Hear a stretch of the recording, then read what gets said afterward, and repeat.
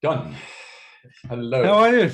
Okay. I'm fine. Sorry, I'm a minute late. I was just on a telephone call. Okay. That's right. Not a problem at all. Okay. Yeah. So, yeah, I'm fine. How are you? Yeah, I'm good. Yeah, a bit tired, but not too bad. Okay. What, tired from strenuous work or not sleeping? No, I don't know really why. Just tired. Mm. Okay. Probably self-induced because I've chose to watch a bit of news, which I regret instantly. But anyway, Yes, I do too. And all I want is the weather forecast or something, and then that's I have just the way it to. goes. I just have to watch everything else too. I mean, it's I so seldom turn it on these days. It's much easier just to go on the internet and find the weather. Yeah. Yeah, that's right. It is. Yeah. Yeah. But yeah. Anyway, so Have you had any news from your medical friends or anything? Are you all okay? Or that's.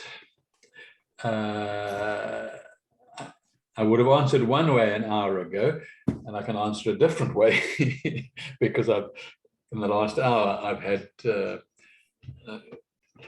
well, not really a contact. Okay, I haven't heard from the surgeons. Okay, and I can perhaps understand why.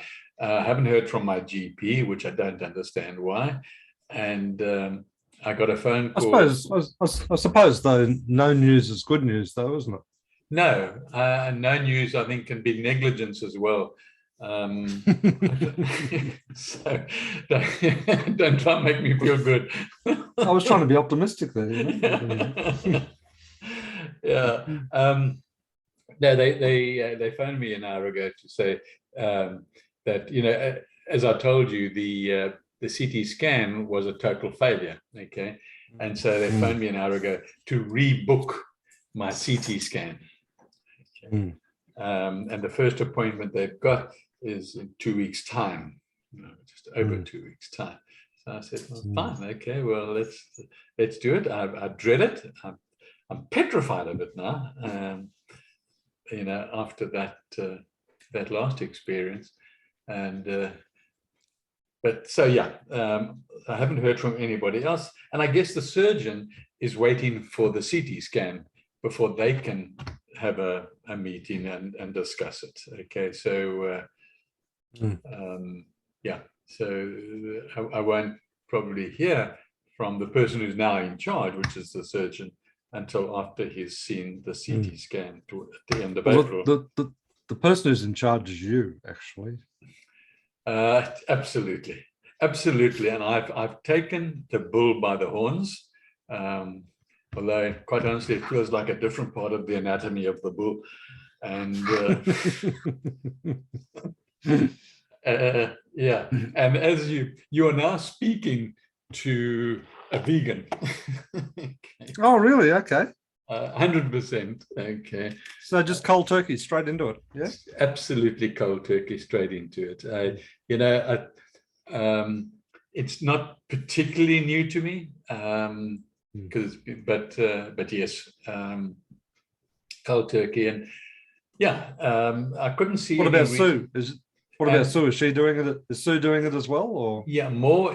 She'll be doing the vegan, and no, I mean the vegetarian, because she'll still be doing dairy. Okay, whereas I'm looking for alternatives. I think for me, and we were going to discuss this today anyway, you and I, but I just felt that you know, I'm on this situation where if something sort of unblocks and heads to my heart or something, it could be a whole different ball game. Okay, and I thought, you know, by going vegan, I'm addressing every cause over the last maybe 20 years or 10 years or 5 years that caused me to be in this position that I am now. Okay. In other words, high blood pressure is probably just stress, but certainly the sugar, the diabetes, and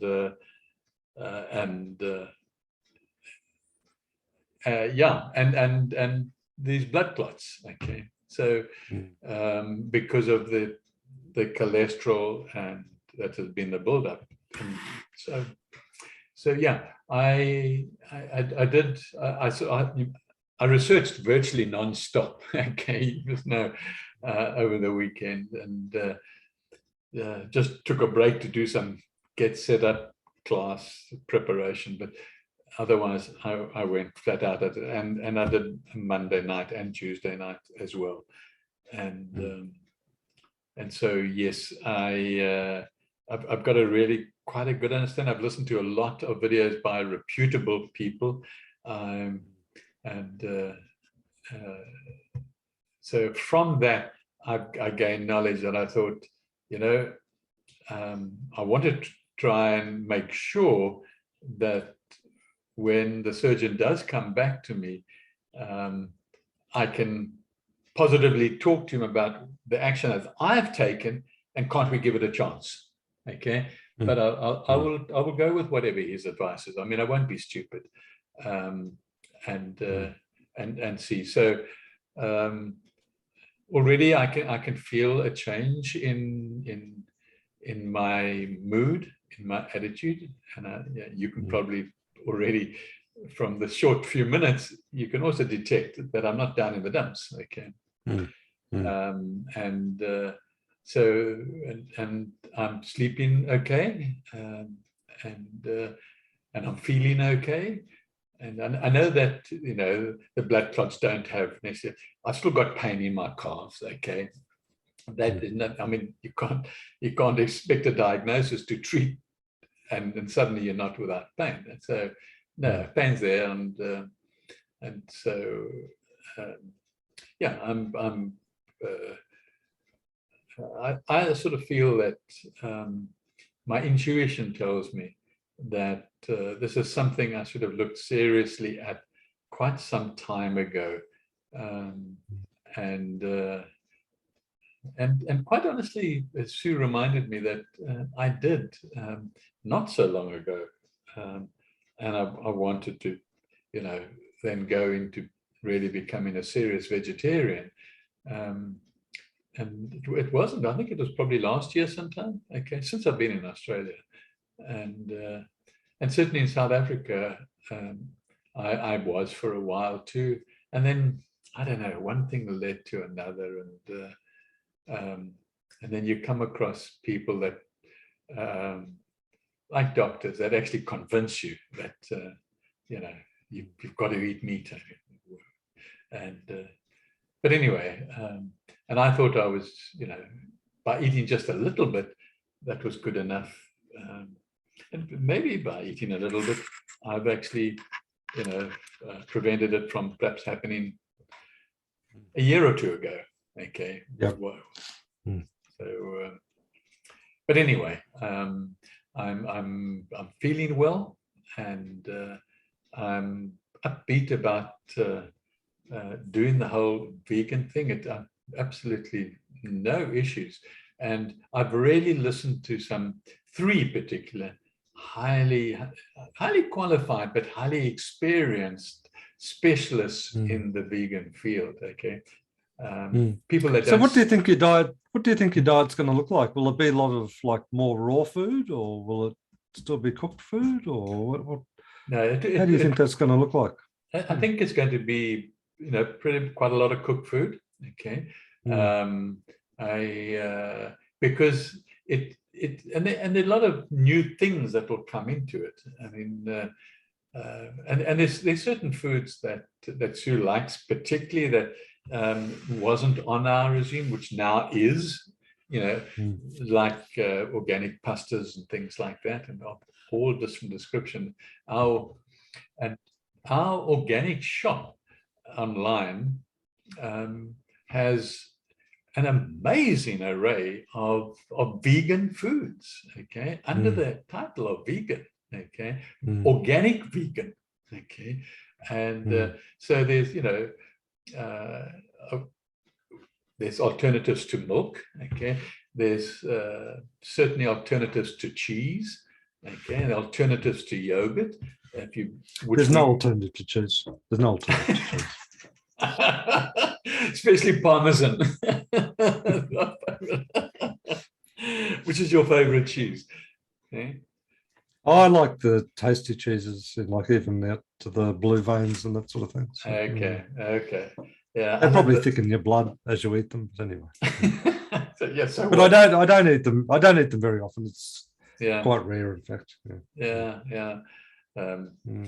So yeah, so you know, there's, I think, to answer your question, certainly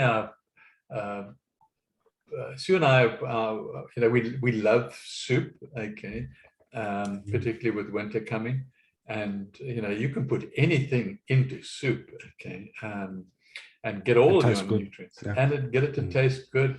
You know, you can use veggie stock, organic veggie stock, and there are all sorts of things you can do. And we've got a pressure cooker, so great way. I've started eating beans again. I haven't eaten beans for a long time because it was a no on my previous diet from those doctors. Yeah. So, but whatever it is, in the few days, it's certainly making me feel good.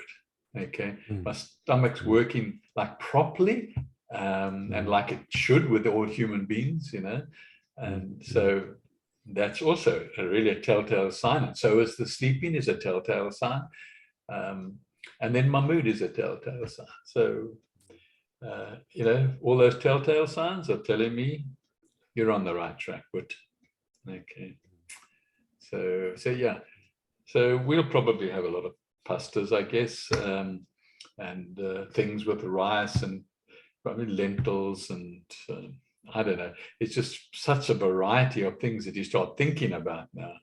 And Sue doesn't particularly like greens, so you know, we probably won't head in the greens direction. You know, like salads. She's not a great salad lover, and because of the nanonutrients, we're taking a liquid nanotechnology vitamin C and D, both of us, and so that's you know, where we'll get our vitamin C from.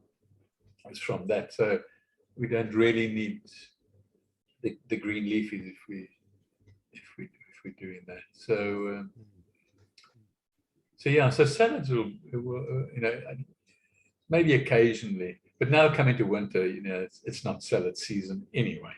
Okay, if you know, the other things, you just put them in the soup, carrots and things like that would otherwise be in the salad.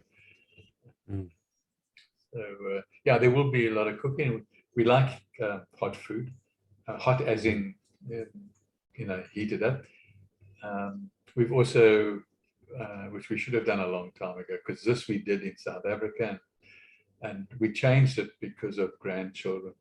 You know, we bought a microwave here, and it's never been something that either of us have really, you know, wanted. But you know, with the kids staying with us, living with us, you know, always want something quickly heated, instant, and leftover foods and stuff.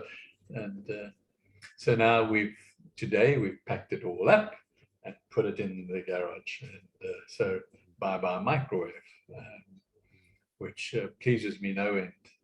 Okay, so so yeah, life is progressing now and evolving. Well, that's good. That's good. Yeah.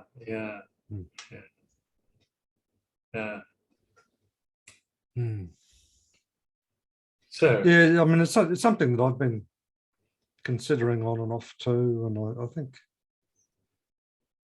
you know, I think it will be something that I will do, and And I think it's one of those things I need to bring more to front of mind rather than just something I'm thinking about, and just start doing it. You know, I mean, I don't have to go cold turkey, so to speak, like you have, but there's no reason that I can't substitute a number of foods that I currently have for something which is more in that vegetarian realm, for sure. Yeah. There's a lot of debate on the whole, because really the only difference between vegan and vegetarian is largely the dairy. Mm. And so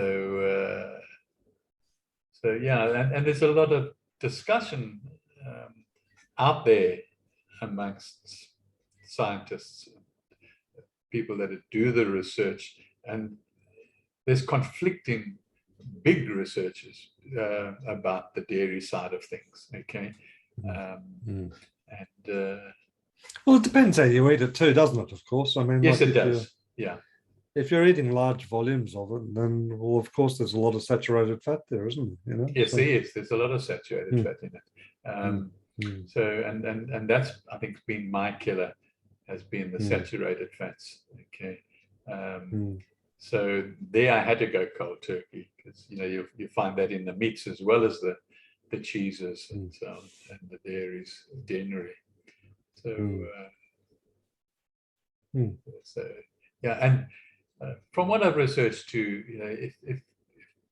if you cover the right nutrients in your plant-based diet, and that seems to be the term these days, rather than vegan. Vegan seems to have some other connotations, which I'm not quite sure on, but everybody that I've been listening to call it a plant-based diet. Okay. Well, it almost gets political, doesn't it? You know. I think so. Yeah. So and people justify it in all sorts of ways, but then there are those that just don't justify it. They just say, here are the facts. Here are 20,000 studies, okay, that have been done since this date to this date. Here they are, okay. I'll summarize them for you, or you can go and read them yourself, okay. And that's one hell of a lot of studies, okay, really a lot of studies. The bottom line is, the different categories of plants, cover your categories, and whether you cook them or eat them raw, there doesn't seem to be a relevance. And only for things like vitamin C, you tend to lose quite a lot of the vitamin C if you cook it. But and it is the only vitamin C it's the only vitamin that's really not stored in your body largely. So yeah, I'm although I've gone cold turkey, I'm doing it in foundation chunks. Okay, I'm not sort of. And in terms of the volume of food, are you eating less volume as well, or? Well, it's too early to say at this stage. It really is, because we both, Sue and I, both feel that we're not hungry. Okay. And so she doesn't even eat after lunch. She doesn't eat again. Okay. Whereas I find it's easier for me to go to sleep if I had something in the late afternoon to eat, or the early evening. And so I'm not sure if that's just a habit, because I'm not particularly hungry then, but I still eat some plants now around about that time. So I'm eating 3 meals a day, but right through the day I'm not hungry. So yeah, but it's still it's early days, and then there are things like and a plant-based diet. Of course, you're not having eggs either. Okay. And that used to be a really big part of my life, okay, were eggs. And I could give you a speech on why you've got to eat eggs, okay. And now I've just put them to bed, So yeah, we'll see how that transpires. And I always used to eat dairy before going to bed, because a nice warm glass of milk before you go to bed. Yeah, my mother used to do that, and it's part of the indoctrination that somehow it's just, and so now I don't have anything, in the way of a liquid before going to bed. And yeah, yeah. Any other questions about it? No, well, I was going to say the other sort of psychological factor in some ways is that somehow feeling a bit hungry is a bad thing. And I don't know that it necessarily is. No, of course it's not. No, not at but all. I think that's part of the modern mindset, though, is that you should never feel hungry, hence all of the snacking and all of that sort of thing that goes on, so yeah. And quite often in my own experience anyway, is that if I'm feeling like I'm wanting to snack, if I go and have like a glass of water, then the craving's gone anyway. Absolutely. So it's probably more about being thirsty than hungry. Yeah, absolutely. I agree with you. I've had the same experience with water. Yeah. And it's something that we probably don't give enough mindful attention to is the amount of water that we drink, and how we drink it. Yeah. Yeah, I agree with that. The type of water as well. Yeah, no, definitely. Yeah. But I've still got to get to the bottom of quantity. I haven't, that wasn't sort of the beginning foundation things I was looking for. I just So do you see yourself like moving towards like 2 meals a day or anything like that at all, or you're not sure about that? Absolutely not sure about that at this stage. And because I've now got to look, one of the things I've got to now research for myself is eating a plant-based diet is fasting or part fasting. Is that still healthy? Now, I can't imagine why it shouldn't be. Okay. Well, very much so. I mean, so Sadhguru in particular is a big advocate of that. He just says there's certain days of the month where it's beneficial if you don't eat. Just in terms of moon cycle and okay, that's interesting. And energy fields and stuff like that. So he says, by having an empty stomach, it's beneficial because it has huge positive benefits in terms of your clarity of thinking and receptivity and stuff like that. So okay, that's interesting. If you come across anything that's Sadhguru in relation to our discussion now, please send me the link. Historically, Moya has really said nothing about diet, quite honestly. Okay. In anything, it doesn't seem to be high on his priority list at all. Well, Sadhguru on the Isha website's actually got a number of small publications around recipes and types of diet and And does he eat meat? No, he's vegetarian. Okay. But he does eat, like on the retreats that I've been on. Yeah. There's always honey on the table. He's a big advocate of honey. But also a fairly big advocate of raw foods. So I'd categorize on the meals that I can recall and during those retreats, probably 60% raw, 40% cooked. Okay. Yeah.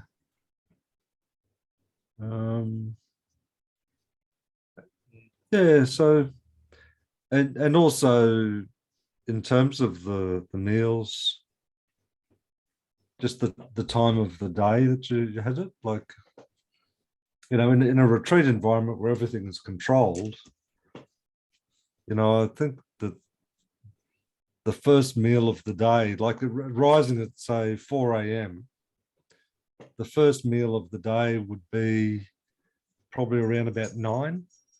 Okay. Then the next meal would be around about probably 2. Mm-hmm. And then optional as to whether you had another one. Okay. Okay. Mm. Yeah. Yeah.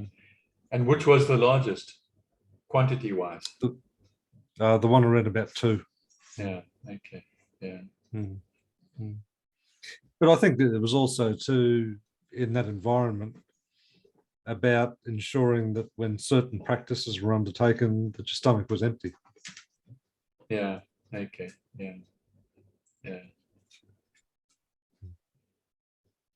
So lots of fairly intense practices, you know, in the morning, Mm-hmm.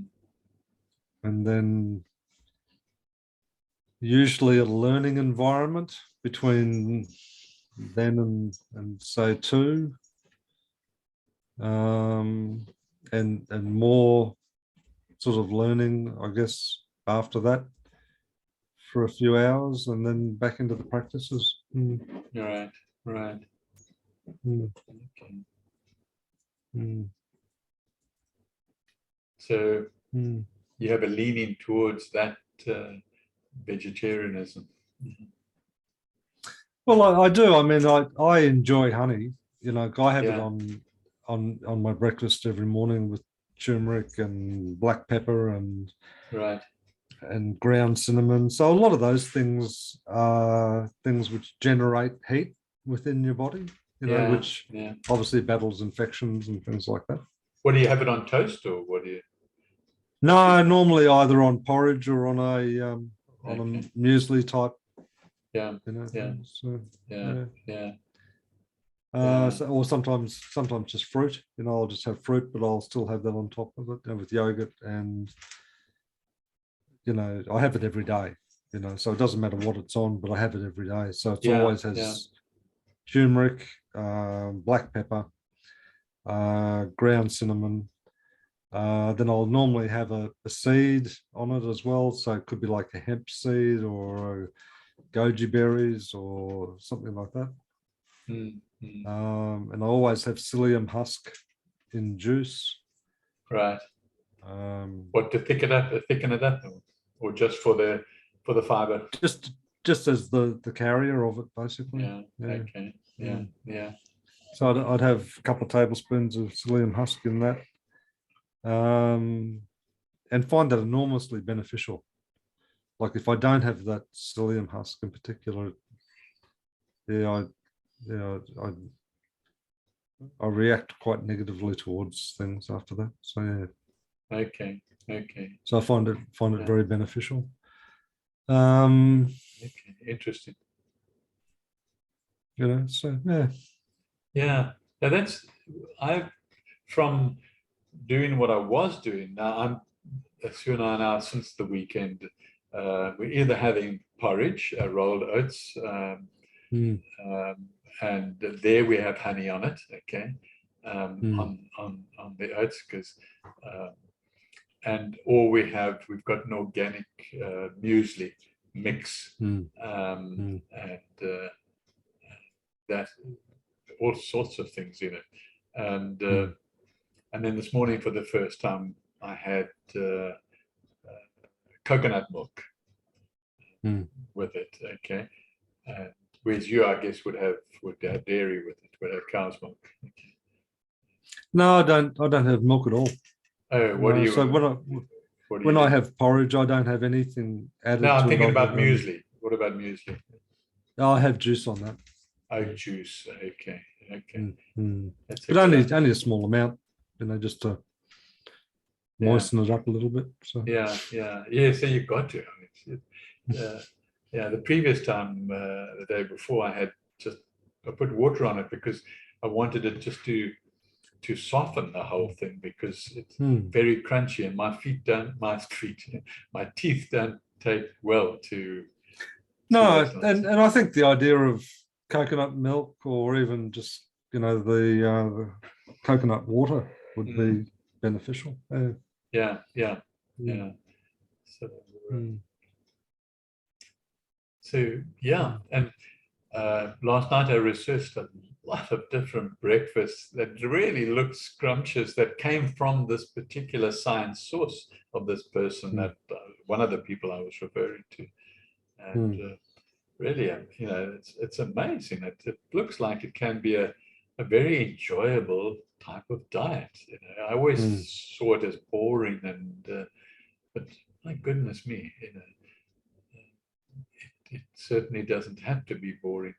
And No, but interestingly, I think sorry, what it does is it brings your eating into a more mindful space too, doesn't it? That you're I would actually say so. thinking, Yeah, you're thinking more, front of mind about what you're eating and when you're eating it and how you're eating it and yeah. all of those things, aren't you? Mm, Yes, definitely. Like never before, mm, quite honestly.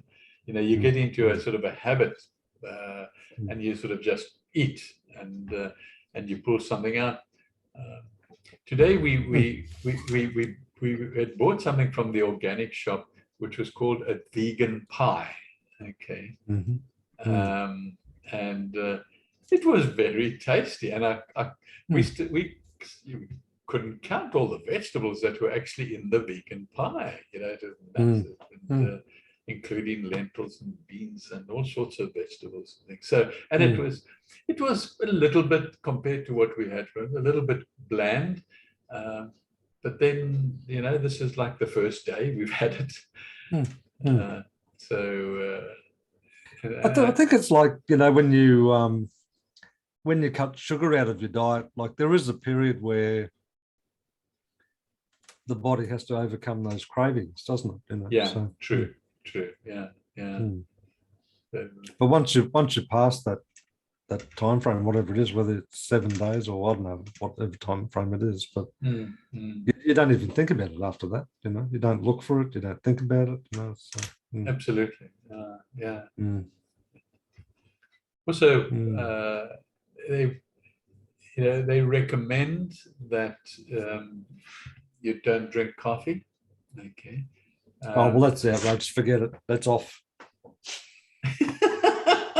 yes, that's what I felt too.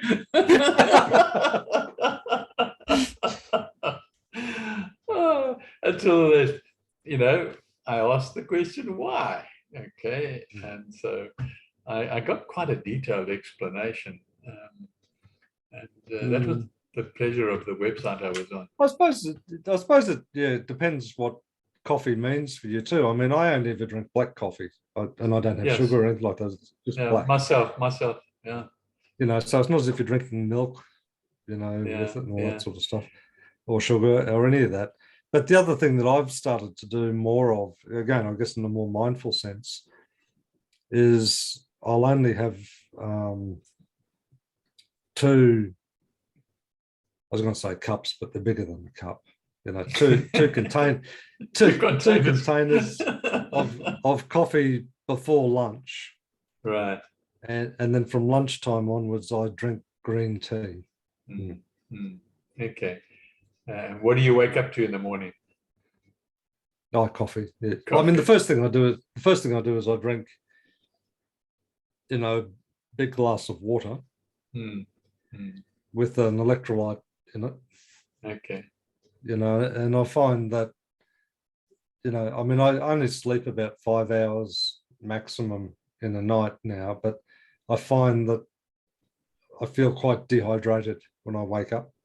Mm, So mm. that's literally the first thing I do is I go and have a big glass of water, Okay. Okay. and I find that very beneficial. Okay. Mm, Okay. Yeah, I do the glass of water, but I put apple cider vinegar in it. Okay, mm, just like a mm, dash, maybe a mm, tablespoon. I don't know. I don't measure it. I just mm, put it in. Uh, mm, and sometimes when we do have lemons historically, then I would take a glass of first thing in the morning would be lemon water mm. as well. So if I don't Yeah, have well, that, if I don't have the electrolyte in it, I always put lemon juice in it. yeah. And I think the advantage of the lemon juice, as I understand it, it sort of like breaks down the mucuses and stuff like that, I think. So Yes, it does. And it's also because it enters your body as acid. Okay, it's then it's turned very quickly into actually alkaline. Okay, before it's finished the whole digestive system thing. So yeah, I guess the vinegar would be the same, would it? yes, it would. Yeah, vinegar's the same. So whether it's wine vinegar or apple vinegar or just white vinegar, it's yeah, it would. But I think So there are some specific benefits from the apple cider vinegar, isn't there? yeah, that was I've been doing that for many years. So definitely, I've sort of now just have a belief system. Okay, I couldn't. I'd have to research again to tell you what the benefits were, because it's been a long time. But yeah, and then inevitably I drink the glass of it. But then I follow it up with a cup of green tea, or historically with a cup of coffee, either or. Okay. And so that my body doesn't get sort of too used to having the same thing every single day. So, so yeah, 9 times out of 10 it's probably green tea, because we don't give it too much thought or don't plan it too much. It's just what happens to come. And it depends who makes it, whether Sue makes it or I make it. Yeah, well, I mean, even that sort of whole topic of tea is one that sort of captured my interest a bit lately too, in the sense, like I'm really quite enamored with the whole idea of the the Japanese tea ceremony. In that it's a very mindful process in terms of the making and the consuming of the tea is completely mindful. Everything is done quite deliberately and mindfully and carefully and precisely. Right. And that just appeals to me at the moment. So okay. So can you enlarge a little bit? I'm not sure what they do, what the Japanese do. Well, they typically boil the water, usually over a flame in a cast iron pot, like teapot. The tea they use tends to be a powder rather than leaves. So they'll put the powder, and quite often it's, people say it's an acquired taste in the sense that it tends to be a bit bitter. But in, the water's boiled and the tea seeps. Is it a black tea or a green tea? No, I think it's a green tea, I think. Okay. Yeah. Okay. And then there's the pouring of it into cups, and those cups can be anything from an old bamboo cup through to an exquisite piece of china, decorated china, and it's just enjoyed. So if you're on your own, it's a mindful process of consuming the tea. If you're with someone else, then it's still a mindful process, but there's usually a conversation between two people invariably. But it's guided by the consumption of the tea. Right. Okay. Yeah, interesting. I've always in my mind also worried a little bit about tea bags. Okay. And we drink our green tea with green tea bags. Okay. Yeah, I'm just not sure what the process. Yeah, that's true, isn't it? I mean, it's something about, even if you have leaf tea, about having the leaves just seep in the water. And then when you finish with them, stick them on a pot plant or something, So yeah. So Yeah, Mm. and you get different types of tea bags as well. The actual material the bag is made out of as well. Yeah, well, some have like silk and others paper and all Yeah, sorts of things, aren't they? Mm. yeah, and even some synthetic type fibers as well, Mm. plastics and Mm. things like that. Yeah, that doesn't sound nice. Yeah. Yeah, but you don't know Mm. usually. You actually don't Mm. know because they Mm. don't have to declare it on the box anyway, Mm. you see. Mm. Mm. So unless you've done your Mm. research with certain types of teas or certain brands, you will never know. Mm. Mm. Uh, that's not high on my priority list right now. Um, Mm.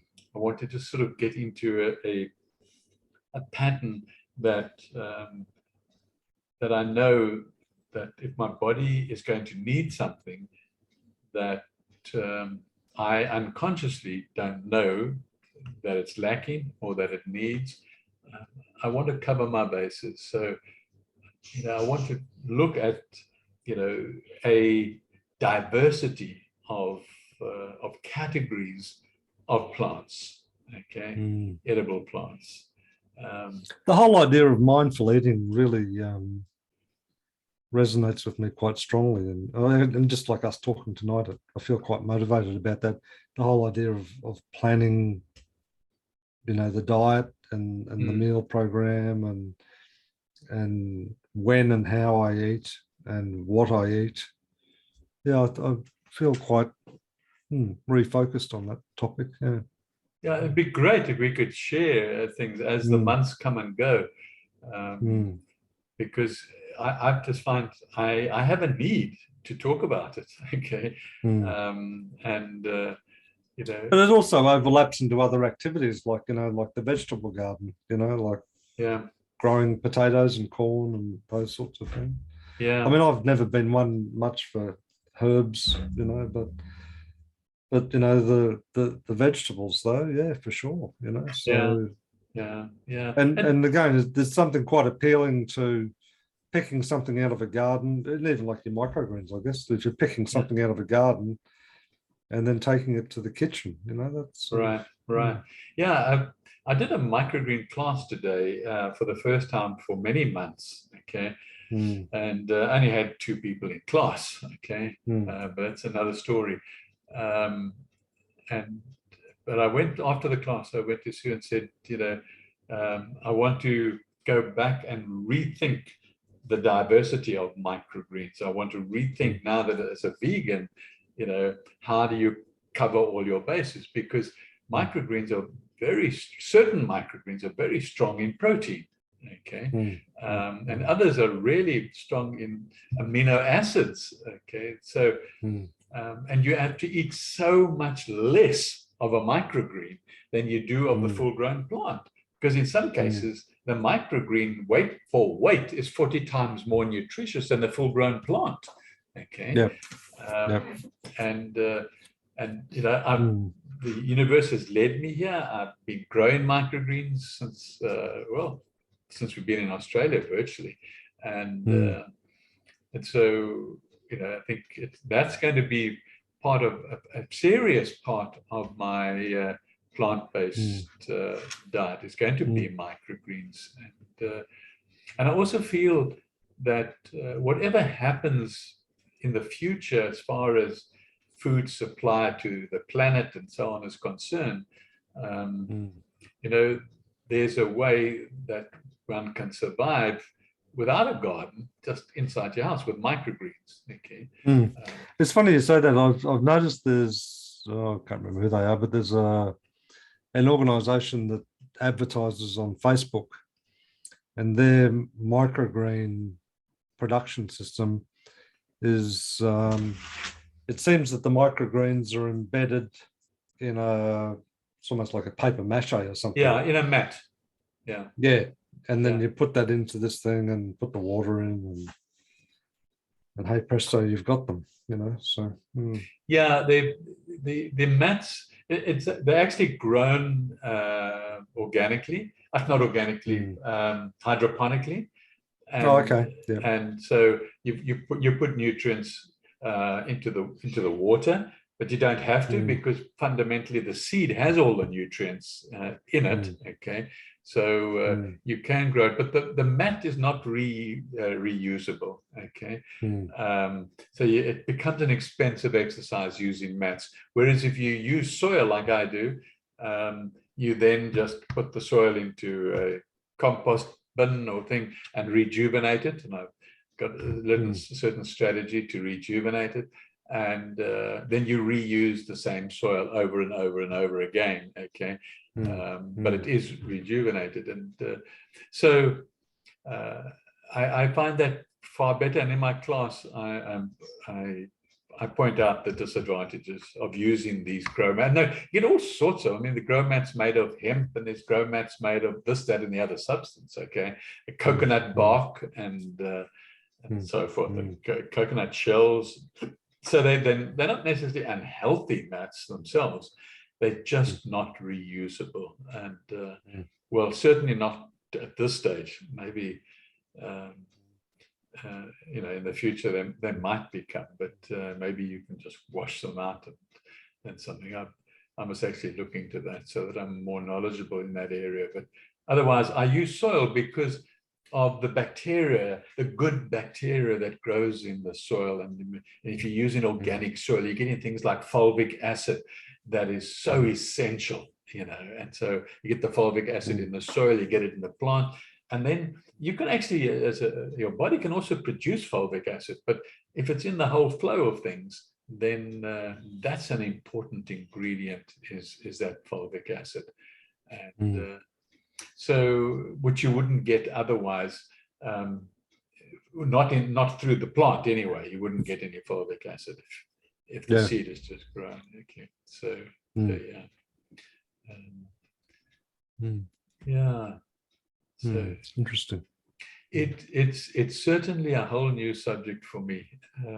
Very, very interesting, and it's also going to be interesting to just see how my health unfolds. Okay, and I no doubt I can't see a downside. I can't see a downside. I can't see a downside. I can't either. Okay, and Sue supports me wholeheartedly, and no, there just isn't and certainly I'm going to start maybe not necessarily writing, but I'm probably going to just a vlog about it, you know, so I've got a record for the future as well. Like I've got, you know, my records go back quite many years now with the various things that I've tested and tried and so on. So that'd be fascinating. I want to keep a record of short videos, I think. Yeah.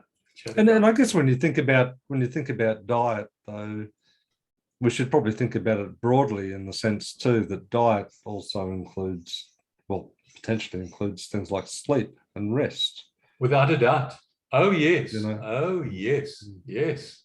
Definitely. Definitely. I find it interesting that you say you only sleep for 5 hours. Again, it's a belief system of mine, and I've just, you know, I've always slept for 7 or 8 hours. Okay. But why? You know, do I need it? It's a question I've got to ask myself, especially now that you mentioned that you only sleep 5 hours.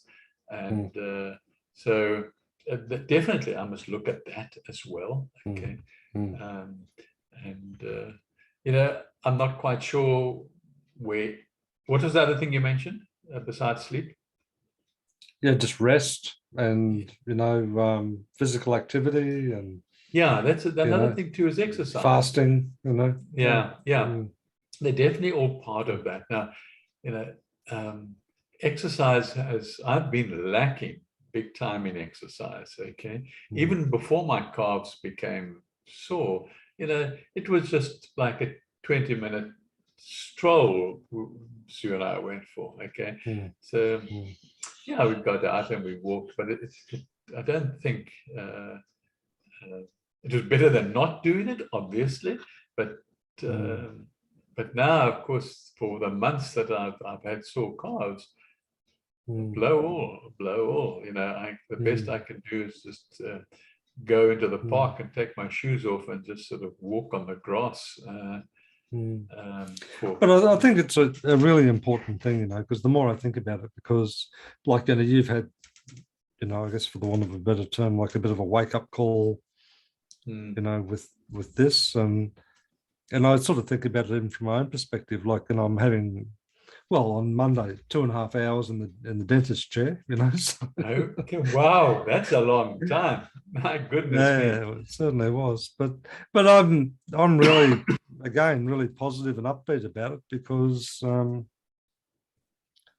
it's about my health, you know. So Right. Yeah. Yeah. And I think it's really an important thing to be conscious and to think about and to action, okay? Because it does, as you say, incorporate not only sleep and exercise, and it also incorporates the spirituality of the action of doing it, okay? And the I think it's energy better, from the universe and the chakras. very, very much so. Yeah. And the other thing too is, I mean, I you know, when I was talking to the dentist, not this time, but the previous time, you know, and he was sort of asking me all the usual questions about, you know, when was the last time you'd been and blah, blah, blah. And I heard myself saying to him, you know, I've taken the decision to take full responsibility for, you know, my oral health, you know, which I feel that I've been neglecting. You know, I know I've been neglecting. Yeah, me too. And I want to do something about that, you know. And he said, great, okay, well, let's get on with it, you know. So right, yeah. Yeah, I definitely have. Yeah. And it's all of those things, you know, isn't it? You know, like, Yes, it is. It is all of those things. And you know, you think about diet. I mean, I remember reading a book there, I don't know, probably 6 months ago, you know, one of my audio books, and it was challenging perspectives on what it means to be human. You know, and he said, you know, like we have this view that, you know, the mind is the controlling entity, and that he says, but what if it's your stomach? What if it's your stomach is really the center of what it is to be human? He said, so basically you can just see yourself as a big tube. You stuff stuff in one end and it comes out the other end. And the role of the mind is to ensure that there's plenty supply of stuff to stuff into the tube. Absolutely. That's so interesting, that, yeah. You know, and what's the role of, like, you know, the legs and the arms? Well, their role is to make sure that there is also plenty of supply of stuff to stuff into that tube. So he said, so maybe the center of being human is your stomach, you know. So that could open up a good discussion, because definitely there is a lot of thinking going on within the stomach, okay, a lot of activity, and sure. and not forgetting that your probiotics, or in your microbiome, are aliens. They're all aliens, okay? They don't have your DNA, okay? No. Those are foreigners that are living. You housing the people and you interacting with them, okay? So there's a hell of a community going on down there between yourself and these aliens, okay? You keep them happy, they keep you happy. They have that control, okay? So, and then, yeah, you've got the brain, which, you know, the two communicate. The stomach brain and the head brain communicate, definitely. But which one's in charge? I don't know. Okay, I'm not sure either. I think it's a good point you bring up, and worth looking at, because certainly the stomach can cut off all the nutrients, and your brain, your nerves, and everything dies, okay, or deteriorates. And but even like you've sort of said right at the start of the discussion tonight, though, in terms of, you know, like, you know, your mental attitude, you know, how it can be so fundamentally different is if you went and consumed some McDonald's or Kentucky Fried Chicken versus sitting down and having a wholesome meal. Yeah, you're a different person, you know. So absolutely, absolutely. Mm. Yeah, yeah, Mm. yeah. And then, of course, Mm. we said, but we'll leave it for another day as well. We ended off on Sunday about killing animals and the suffering that go with that. Okay, and where does that come into it? Does it come into it? And Well, there'd have to be some sort of karmic consequences of that, wouldn't there? You'd have to think. yeah, but where does it actually end? Is there not? Are you not killing plants? Okay. Oh, there's that side of it, but I think that part of the reality of, in this dimension in which we live, at the moment, I suppose I should make an assumption about it, but at the moment, the consumption of food is something that you need to do.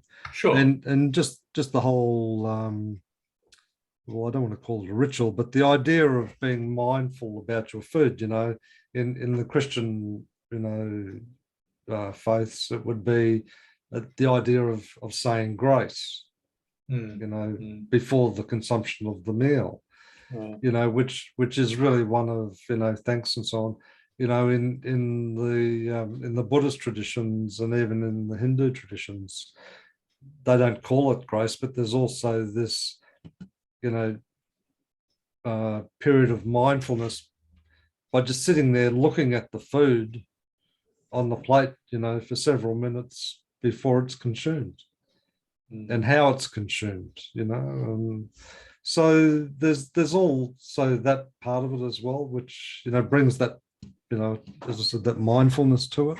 Right. But also, I would think part of that process is one of thanks for what is about to become part of you. It sort of reminds me, actually, particularly in the light of Easter coming up, I've read on several occasions where they talk about, and it relates to the communion, but they talk on several occasions about, the food that you eat becomes you. So if you eat a banana, it becomes a human being. And the only exception to that is the bread and the wine at communion, where you become Jesus. Okay. Yeah. Yeah. So it's still that mindfulness around consumption, isn't it? Right. Yeah. Yeah.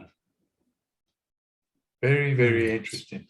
Yeah. So I think there's a lot of stuff there that we can certainly dive into, I think, for sure, in a very practical, pragmatic and useful way. Yeah. In terms of transforming what we're doing. Yeah, definitely. Sounds good. It does sound good. Okay. So until next time. There needs to be coffee though, doesn't it? If we're not coffee, then just forget it.